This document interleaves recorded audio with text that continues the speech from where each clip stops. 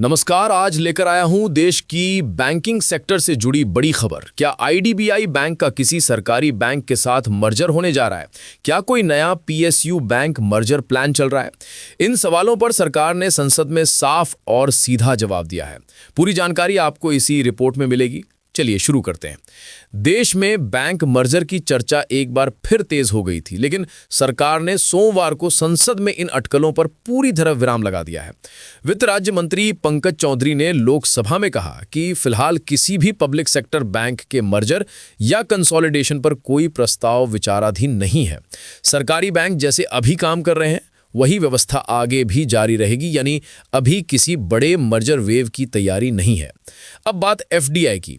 एक सवाल के जवाब में मंत्री ने स्पष्ट किया कि सरकारी बैंकों में एफडीआई लिमिट केवल 20% है, जबकि प्राइवेट बैंकों में ये सीमा 74% तक जाती है। एफडीआई से देश में पूंजी आती है, टेक्नोलॉजी आती है, प्रतियोगिता बढ़ती है और रोजगार के नए अवसर पैदा होते हैं। यही वजह है कि बैंकिंग सेक्टर में इसका महत्व लगातार बढ़ा है। अब आईडीबीआई बैंक का सवाल। सरकार पहले ही आईडीबीआई बैंक के स्ट्रेटेजिक डिसइन्वेस्टमेंट को मंजूरी दे चुकी है।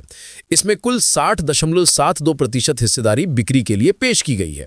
सरकार 30.48% शेयर बेचेगी, जिसके बाद उसके पास 15% हिस्सा बच जाएगा। एलआईसी अपनी 30.24% हिस्सेदारी बेचेगी और बिक्री के बाद उसके पास 19% हिस्सा बचेगा।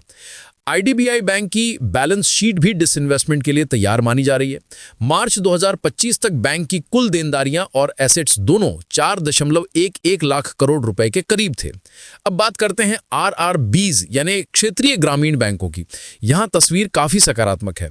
फाइनेंशियल ईयर 24 में आरआरबीज ने 7,571 करोड़ रुपए का रिकॉर्ड प्रॉफिट कमाया। फाइनेंशियल ईयर 25 में प्रॉफिट थोड़ा घटा, लेकिन फिर भी 6,825 करोड़ रुपए रहा, जो अब तक का दूसरा सबसे अधिक लाभ है। कम प्रॉफिट की वजह पेंशन स्कीम के बकाए और कंप्यूटर इंक्रीमेंट की देनदारी को चुकाना था।